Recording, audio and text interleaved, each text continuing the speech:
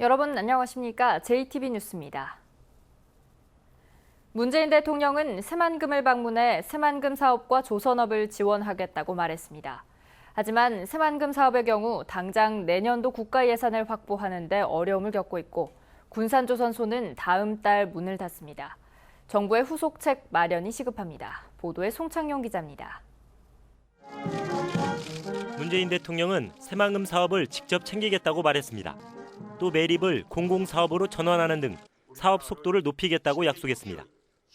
신항만과 도로 등의 핵심 인프라를 빠른 시일 내에 확충하여 새만금이 환황의 경제권의 거점이 되도록 최선을 다하겠습니다. 그러나 새만금 사업에 대한 국가 예산 지원은 여전히 저조합니다. 전라북도가 내년도 국가 예산으로 1조 2천억 원을 요구했지만 각 부처에 반영된 금액은 60%인 7,200억 원에 그쳤습니다. 예산을 더 확보하지 못하면 대통령의 발언은 공연불이 될 수 있습니다. 기재부 단계하고 국회 심의 단계가 남아있기 때문에 앞으로 정치권과 협력해서 최대한 증액할 수 있도록 노력하겠습니다. 군산조선소에 대한 지원책 마련도 시급합니다. 문 대통령이 신규 선박 발주와 금융지원, 한국해양선박금융공사 설립을 약속했지만 군산조선소는 당장 다음 달 1일에 문을 닫습니다. 남아있는 협력업체 직원 2천여 명이 추가로 일자리를 잃게 될 상황입니다. 이왕 지원하시는 김에 빠른 시간 내에 공공선박 발주를 한다든지 해가지고 지원해 주시면 저희들은 얼마든지 일어설 수 있는 그런 자신감이 있습니다. 역대 대통령이 전북을 방문했을 때마다 지원을 약속했지만 대부분 공허한 말에 그쳐왔습니다. 문 대통령의 약속을 지킬 수 있는 정부의 후속 대책이 시급합니다. JTB 뉴스 송창용입니다. 심각한 수도권 집중화로 지역 소멸론의 위기가 커지고 있습니다. 어제 국회에서 열린 토론회에서 문재인 대통령이 취임한 지금이 지역 균형 발전의 적기라는 주장이 나왔습니다. 김철 기자입니다. 지난해 한국고용정보원은 충격적인 보고서를 발표했습니다. 인구 고령화와 저출산의 추세가 지속되면 전북의 14개 시군 가운데 10개 시군이 30년 안에 소멸될 수 있다는 겁니다. 국회가 지방 소멸 위기의 해법을 찾기 위해 토론회를 열었습니다. 토론자들은 지난 정부와 국회가 도를 넘을 정도로 지역을 무시했다고 주장했습니다. 지역을 살리겠다고 지난해 1,000만 명의 서명을 받은 뒤 국회에 서명부를 전달했지만 휴지 조각이 되고 말았다고 우려했습니다. 우리가 춥게 서명을 갖다 바친 그 서명부도 도장관실 방에 책상 밑에 굴러다니는 현실입니다. 그래서 참 서글프기도 하고. 참석자들은 지방을 살리기 위한 대안으로 일본과 프랑스의 성공 사례를 들었습니다. 일본은 2014년에 지방창생법을 만들어 지방의 일자리 창출을 의무화했고 프랑스는 정부 부처가 농촌을 살리는 공동위원회를 운영한다고 밝혔습니다. 농촌을 위한 부처 공동위원회 이게 설치가 됐습니다. 그리고 여기서 뭘 이야기하냐면요. 주민들의 삶의 질 향상, 지역 주민들의 요구사항에 대응하기 위해서 농촌은 기회의 땅이다. 이런 걸 정책 목표로 분명히 밝혀요. 지방 분권을 약속한 문재인 정부가 출범한 만큼 지역 균형 발전에 승부를 걸어야 한다는 주장도 나왔습니다. 정권 초반에 승부 볼 수 있는 것, 참여정부보다 훨씬 더 지역 균형을 발전할 수 있는 것들이 그 촉매를 가지고 있는 지식으로 보입니다. 참석자들은 지방을 살리지 못하는 한 대한민국의 생존도 장담할 수 없다며 국회 토론회 의견을 토대로 문재인 정부에게 지역 균형 발전을 촉구하기로 했습니다. JTB 뉴스 김철우입니다. 물가 상승세가 좀처럼 수그러들 기미를 보이지 않고 있습니다. 올 들어 벌써 5달 연속 2% 안팎의 높은 상승률을 이어가면서 이제는 장보기가 무섭다는 말이 단순한 엄살이 아닌 상황입니다. 이승환 기자입니다. 이 상점의 달걀 한 판 가격은 9,000원. 한두 달 전 10,000원까지 갔다가 주춤한가 싶더니 다시 오름세입니다. 워낙 비싼 값에 상인들조차 혀를 내두릅니다. 한 판에 9,000원이라면은 감히 누가 섣불리 금방 서민들이 사 먹을 수가 없겠죠. 그래서 저는 그 말이라고 생각해요. 호남지방통계청에 따르면 지난달 도내 달걀값은 전년 동월보다 53.4% 오르고 돼지고기는 12.8% 상승하는 등 축산물 값이 10.5%나 올랐습니다. 심한 가뭄의 영향으로 과일값도 강세입니다. 수박은 한 덩어리에 2만 원, 최근 급등한 배는 한 개에 6천 원이나 합니다. 너무 가물고 양도 작게 나오고 수확이 막 한 20개 정도 나올 때가 한 10개, 7, 8개밖에 안 나오니까 가격이 비쌀 수밖에. 주요 과일들이 줄줄이 오르면서 신선 과실은 15.3%나 올라 지난 2012년 10월 이후 4년 7개월 만에 최고치입니다. 수산물 가운데는 오징어가 40% 가까이나 올랐습니다.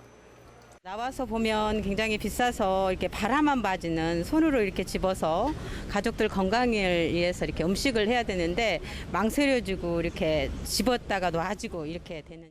5월 중 전라북도 소비자 물가 상승률은 1.8%. 지난해 9월 이후 상승률이 1%대로 급등하더니 올 들어서는 5달 연속 2% 안팎으로 더욱 커졌습니다.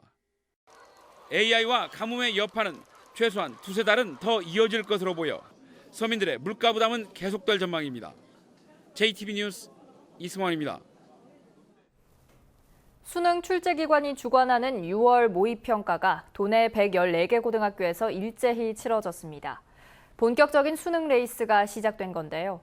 다른 해보다 올해는 6월 모의평가가 더 중요한 의미를 갖고 있습니다. 조창현 기자가 보도합니다. 수능 시험과 똑같은 시간과 방식으로 치러진 모의평가. 수능 출제 기관인 한국교육과정평가원이 주관하는 첫 시험이어서 긴장감이 높습니다. 이번 평가는 수능 시험에 대한 적응력을 높이고 난이도 조절에 성격을 띠고 있습니다.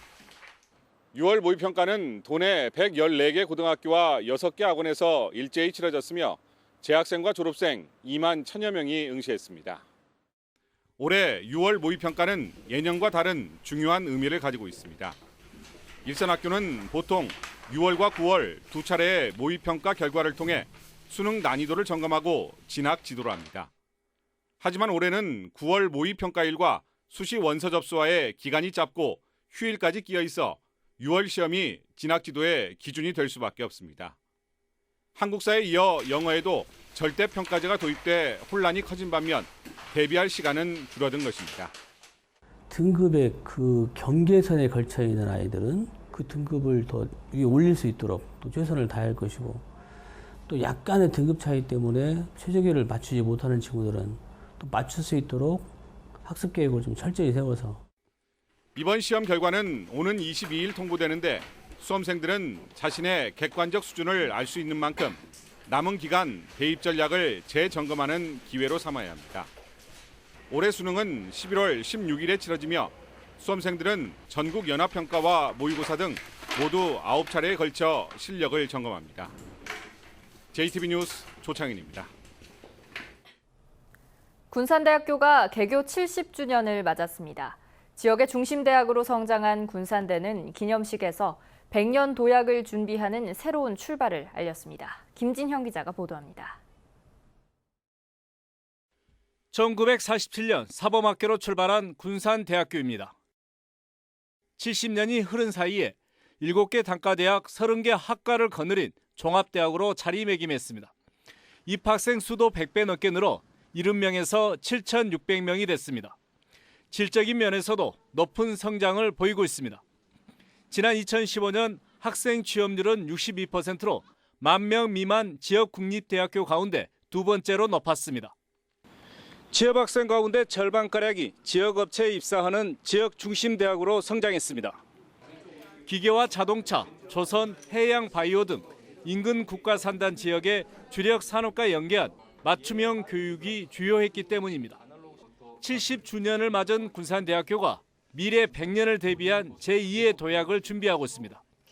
정보와 의료, 교육, 서비스 산업 등 지식 집약적인 4차 산업에 맞는 창의적인 교육을 통해 글로벌 인재를 양성하기로 했습니다.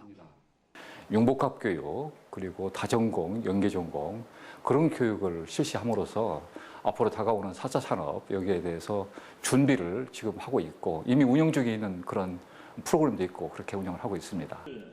군산대학교가 개교 70주년을 계기로 지역 중심 대학을 넘어 세계적 대학으로 성장할 수 있을지 기대가 모아지고 있습니다. JTB 뉴스 김진영입니다. 농악으로 유명한 임실 필복마을에서 매 주말 밤 창작극 공연이 열립니다. 겉은 수박처럼 생겼지만 안이 노란 부안의 블랙망고 수박이 농가 소득 향상에 도움을 주고 있습니다. 나금동 기자입니다. 임실의 대표적인 야간 상설 공연, 춤추는 상수의 필복연가가 오는 9월까지 매주 토요일 저녁 8시에 필복문화촌에서 열립니다. 필복연가는 오랜 세월 농악을 꿋꿋하게 지켜온 필복마을 사람들의 진솔한 이야기를 담아낸 창작극입니다. 저희 필복농악 보존회는 춤추는 상세, 올해는 필복연가라는 다문화 이야기를 담았습니다. 많이 굿보러 오세요. 재미있습니다. 지역사회의 현안을 묻고 방향을 찾는 남원시민 원탁회의가 내일 오후 2시 남원시청 강당에서 열립니다. 이번 토론 주제는 교육으로 초중고 교사와 학부모, 관련 공무원이 참여해 더 나은 남원 교육을 위한 다양한 방안이 논의될 예정입니다. 우리 남원시는 다양한 시민의 의견을 정책에 반영하고자 4번째 원탁회의를 진행합니다. 남원 교육 미래에 관심 있는 많은 시민들의 적극적인 참여 부탁드립니다. 겉은 수박이지만 속은 망고처럼 노란 부안 블랙망고 수박이 본격 출하되고 있습니다. 블랙망고 수박은 당도가 높고 식감이 좋은 것이 특징으로 부안군은 올해 2,700여 톤의 블랙망고 수박을 생산해 54억 원의 농가 소득을 올릴 것으로 기대했습니다. 오는 24일 개막하는 무주 세계 태권도 선수권 대회를 앞두고 무주군 공무원들이 태권도복을 차려입고 빈틈없는 대회 준비를 다짐했습니다. 참석자들은 이번 대회를 성공적으로 개최해 태권도 종주국인 대한민국의 위상을 높이고 전북과 무주가 태권도의 성지로 자리매김할 수 있도록 노력하겠다고 밝혔습니다. JTB 뉴스 나금동입니다. 문재인 정부의 국정과제를 설계하는 국정기획자문위원회가 새만금 개발에 속도를 내겠다는 뜻을 밝혔습니다. 이계호 국정기획위 경제 2분과 위원장은 새만금 개발청의 업무 보고를 받는 자리에서 새만금 용지 매립을 공공주도로 전환하고 신항만과 국제공항, 배후단지 등 인프라 시설을 조기에 구축해 새만금 개발의 촉매제로 삼을 계획이라고 말했습니다. 국정기획위는 원래 새만금 개발청의 업무 보고를 서면으로 받으려 했지만 새만금 개발에 대한 문재인 대통령의 의지가 강해 구두 보고로 바꿨다고 설명했습니다. 새만금 지역의 건축물 규제가 크게 완화됩니다. 새만금 개발청은 개선된 새만금 도시계획 기준에 따라 계획관리 지역의 박물관, 준공업 지역의 관광호텔 등을 지을 수 있게 되는 등 새만금에 다양한 건축물이 들어설 수 있게 됐고 용적률과 건폐율 또한 상향 조정됐다고 밝혔습니다. 새만금 개발청은 이번 규제 완화로 새만금에 대한 투자가 좀 더 활성화될 것으로 기대했습니다.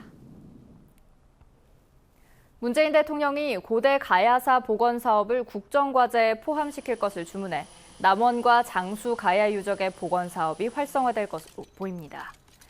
문 대통령은 청와대에서 열린 수석 보좌관 회의에서 가야사는 경남, 경북뿐만 아니라 전남 광양과 순천, 심지어 남원까지 맞물린다며 가야사 복원이 영호남의 벽을 허물 수 있는 좋은 사업이 될 수 있다고 말했습니다.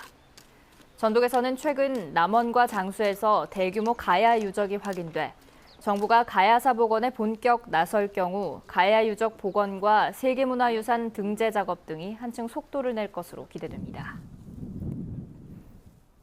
민주노총 전북본부가 전라북도의 공공부문 비정규직의 정규직화를 위한 노정교섭을 요구했습니다. 민주노총은 민간 기업의 비정규직 문제를 해결하기 위해서는 공공기관이 앞장서야 한다며 전라북도 또한 공공부문 비정규직을 정규직화하기 위한 계획을 마련해야 한다고 주장했습니다. 완주군의회가 농촌진흥청의 유전자 조작 농산물의 시험 재배에 반대하는 결의안을 채택했습니다. 완주군의회는 최근 전라북도의회와 완주 군민들의 중단 요구에도 불구하고 농촌진흥청이 시험 재배와 연구를 강행하고 있다면서 이를 즉각 중단하고 정보 공개와 함께 오염 방지 대책을 마련하라고 촉구했습니다. 군의회는 이 같은 반대 결의안을 청와대와 국회 등 관계기관에 보냈습니다. 군산경찰서는 아내를 목 졸라 살해한 혐의로 58살 김모 씨에 대해 구속영장을 신청할 예정입니다. 김 씨는 어젯밤 11시 20분쯤 군산시 옥산면의 한 교차로에서 아내 56살 문모 씨와 말다툼을 벌이다 아내를 차량 뒷좌석으로 밀어넣은 뒤 목 졸라 살해한 혐의를 받고 있습니다. 김 씨는 아내를 살해한 뒤 곧바로 경찰에 자수했고 아내가 자신의 외도를 의심하자 홧김에 목을 졸랐다고 경찰에 진술했습니다. 전주 완산경찰서는 술을 마신 채 운전을 하다 사고를 낸 국토교통부 소속 공무원 33살 김모 씨를 음주운전 혐의로 불구속 입건했습니다. 김 씨는 오늘 새벽 4시쯤 전주 효자 자동차 매매단지 앞길에서 혈중 알코올 농도 0.122%의 만취 상태로 차를 몰다 중앙분리대 화단을 들이받았습니다. 전북은 오늘 대체로 맑겠습니다. 낮 최고 기온은 전주 26도 등 23도에서 26도로 어제보다 3도가량 낮겠습니다. 미세먼지 농도는 보통 수준이 예상됩니다. 주말인 내일은 새벽 한때 5mm 미만의 비가 내리겠지만 오후에는 점차 맑아지겠습니다. 내일 아침 최저 기온은 11도에서 15도, 낮 최고 기온은 22도에서 24도로 오늘보다 1, 2도가량 낮겠습니다. 전주기상지청은 당분간 낮 최고 기온이 25도를 오르내리는 날이 이어질 것으로 내다봤습니다.